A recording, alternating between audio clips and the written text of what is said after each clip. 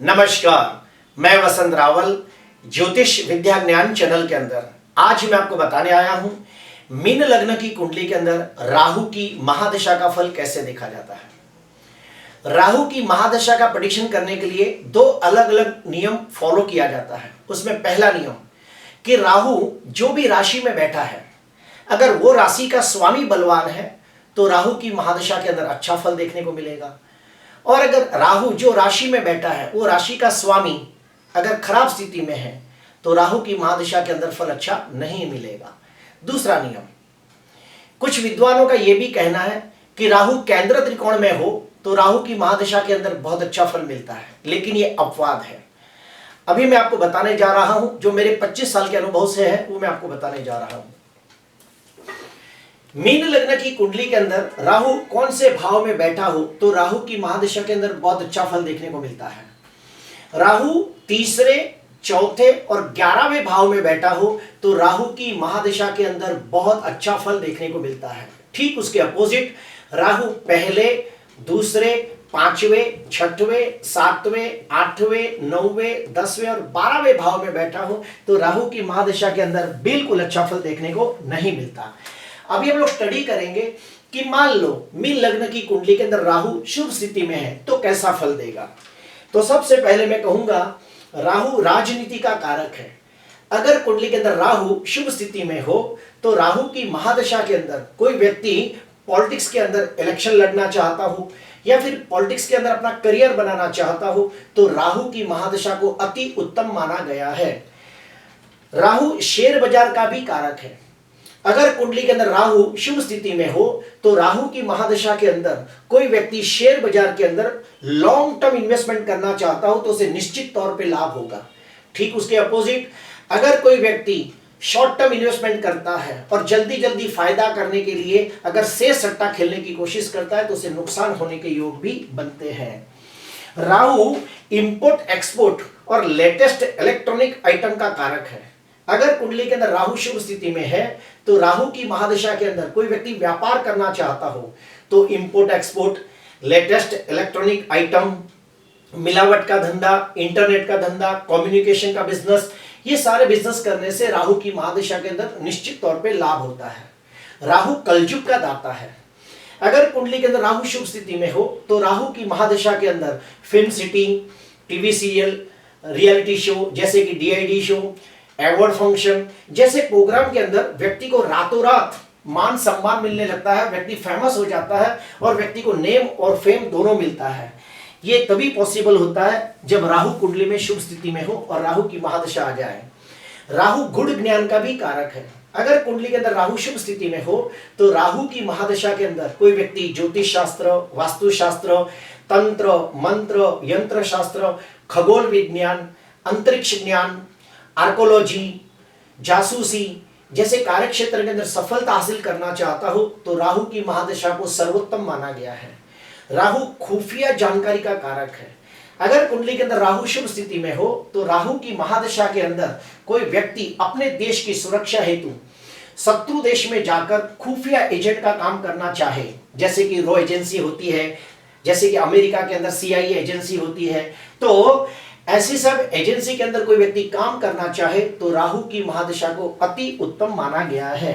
अभी हम जानेंगे कि अशुभ कैसे फल मिलता है। अगर मान लो मीन लग्न की कुंडली के अंदर राहु अशुभ स्थिति में हो तो क्या फल दे सकता है। पहले तो मैं कहूंगा राहु बुरी व्यसन और बुरी आदतों का कारक है।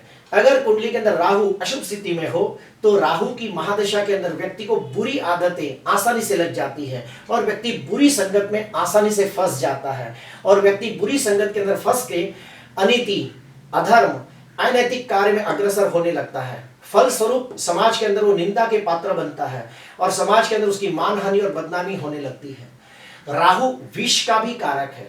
अगर कुंडली के अंदर राहु मंगल और शनि के साथ युति करके 6वें, 8वें, 12वें भाव में बैठा हो तो कोई जहरी जानवर जैसे कि सांप, बिच्छू, कुत्ता जैसे जहरी जानवर भी काट सकते हैं।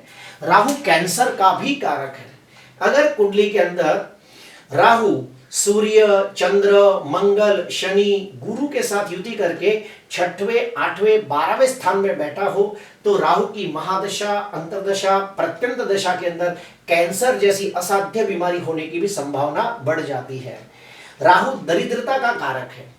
अगर कुंडली के अंदर राहु अशुभ स्थिति में हो, पाप ग्रहों के साथ युति करके बैठा हो, मारक ग्रहों के साथ युति करके 6वें, 8वें, 12वें भाव में पीड़ित होता हो तो राहु की महादशा के अंदर व्यक्ति की आर्थिक स्थिति बहुत बिगड़ने लगती है और व्यक्ति पैसे को मोहताज हो जाता है। अभी मैं आपको कुछ एग्जाम्पल के साथ बताना चाहूंगा कि मान लो लग्नाधिपति गुरु राहु के साथ युति करके 6वें, 8वें, 12वें स्थान में बैठा हो तो पहले भाव से मिलने वाली सारी चीजों का फल नाश कर देता है। दूसरा एग्जाम्पल देता हूं, पंचमाधिपति चंद्र राहु के साथ युति करके 6वें, 8वें, 12वें भाव में बैठा हो तो 5वें भाव से जो जो चीजें देखी जाती है वो सारे फल को नेगेटिव बना देगा। तीसरा एग्जाम्पल देता हूं कि भाग्याधिपति मंगल राहु के साथ युति करके 6वें, 8वें, 12वें भाव में बैठा होगा तो भाग्य की हानि होगी, पिता के सुख में प्रॉब्लम होगा और व्यक्ति को कोई भी देश विदेश की यात्रा करनी हो तो उसमें रुकावटें आएगी। तो इस प्रकार से प्रेडिक्शन किया जाता है। अभी हम लोग जानेंगे कि राहु की महादशा का प्रेडिक्शन करने का और एक नियम है कि जन्म कुंडली के अंदर राहु जो भी राशि में बैठा होगा उसी राशि को लग्न भाव में रखकर पूरी जन्म कुंडली को घुमा दिया जाए तो दशा कुंडली बन जाती है। मान लो कि राहु धनु राशि में बैठा है तो धनु राशि को ही लग्न में रखेंगे और पूरी जन्म कुंडली को घुमा देंगे तो दशा कुंडली बन जाती है जो मैंने बना कर रखी है। दशा कुंडली के अंदर आप देखिए कि चौथे भाव के अंदर शुक्र उच्च का होकर मालव योग नाम का पंच महापुरुष राजयोग बना रहा है और हमें इसका प्रेडिक्शन करना है तो कैसे किया जाएगा। पहले तो मैं आपको बता दूं कि मीन लग्न की कुंडली के अंदर राहु भी अशुभ है और शुक्र भी कुंडली का प्रबल मारक है, दोनों कुंडली के अपोजिट ग्रह हैं। तो राहु की महादशा के अंदर जब भी शुक्र की अंतर्दशा आएगी तो हम कह सकते हैं कि व्यक्ति को नया मकान, वाहन, प्रॉपर्टी खरीदने की योग आएंगे, लेकिन बहुत सोच समझ के संभल के आगे बढ़ना चाहिए, वरना उसके अंदर कोई भी धोखाधड़ी हो सकती है, विश्वासघात हो सकता है, कोई व्यक्ति फंसा सकता है या फिर वो जो भी मकान प्रॉपर्टी खरीदी जाए वो वास्तु के मुताबिक उचित न होगी और उसके बाद उसे बहुत नुकसानी भी हो सकती है। तो सोच समझ के निर्णय लेना चाहिए और हो सके तो वो चीज को टाल देनी चाहिए। अभी हम लोग जानेंगे कि मीन लग्न की कुंडली के अंदर राहु अच्छा ग्रह नहीं माना जाता और राहु की महादशा 18 वर्ष की होती है। तो इन 18 वर्षों में कौन से ग्रहों की अंतर्दशा का फल अच्छा मिलेगा, कौन से ग्रहों की अंतर्दशा का फल अच्छा नहीं मिलेगा। तो सबसे पहले मैं आपको बता दूं कि मीन लग्न की कुंडली के अंदर 3 कारक ग्रह हैं, लग्नाधिपति गुरु, पंचमाधिपति चंद्र, भाग्याधिपति मंगल। ये तीनों कुंडली के योग कारक ग्रह, राजयोग कारक ग्रह हैं। तो राहु की महादशा के अंदर जब भी गुरु की अंतर्दशा, चंद्र की अंतर्दशा और मंगल की अंतर्दशा आएगी तो निश्चित तौर पे बहुत बहुत अच्छा फल देखने को मिलता है। सिर्फ शर्त यह है कि ये ग्रह कुंडली के अंदर शुभ स्थिति में होने चाहिए, बलवान स्थिति में होने चाहिए। ठीक उसके अपोजिट जाते हैं। मीन लग्न की कुंडली के अंदर 3 मारक ग्रह है, सूर्य, शुक्र और शनि। तो राहु की महादशा के अंदर जब भी सूर्य की अंतर्दशा, शुक्र की अंतर्दशा और शनि की अंतर्दशा आएगी तो बिल्कुल अच्छा फल नहीं मिलेगा क्योंकि ये कुंडली के प्रबल मारक है।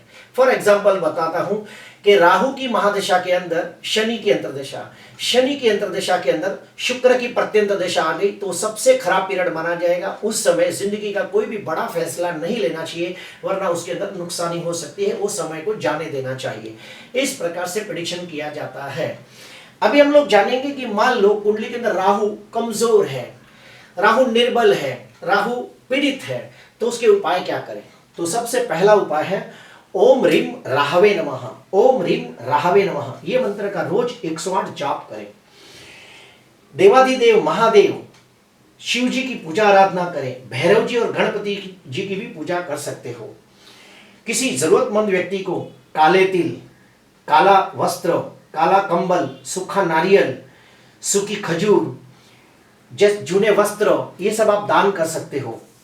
और हाँ, मीन लग्न के अंदर गलती से भी राहु का रत्न गोमेद धारण नहीं करना चाहिए वरना बहुत नुकसानी होने के योग बनते हैं।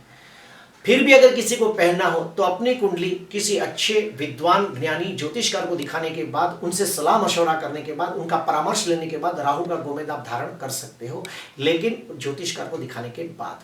आज के लिए बस इतना ही। आपको अच्छा लगा हो तो जरूर लाइक करना, सब्सक्राइब करना। नमस्कार।